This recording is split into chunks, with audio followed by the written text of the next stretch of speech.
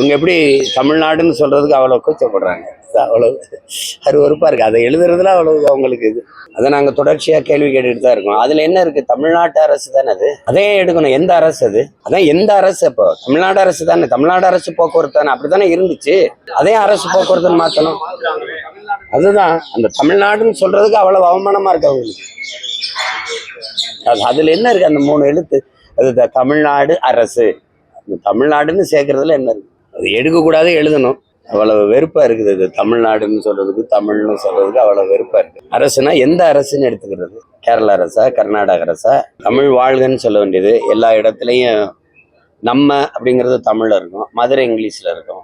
எங்க ஊர் ராமநாதத்துக்கு போகும்போது, ராமேஸ்வரத்துக்கு போகும்போது வெல்கம் டு ராம்நாடுன்னு எங்கே நாங்கள் இங்கிலாந்துக்குள்ள போறோமா? இல்லை, ராமநாதபுரம் மாவட்டம் உங்களை வரவேற்கிறதுன்னு சொல்ல வேண்டியது. இல்லை போட்டுட்டு பிறகு வேணா கீழே ஆங்கிலத்தில் வெல்கம் டு ராம்நாடு, வட இந்திய பயணிகள் வராங்கன்னா சரி வழிபட வராங்கன்னு போகணும். வெறும் ஆங்கிலத்தில் மட்டும்தானே எழுதியிருக்கு. பார்க்குறீங்களா போய்? எதில் அக்கறை இருக்குது சொல்லுங்க? எதில் அக்கறை இருக்குது?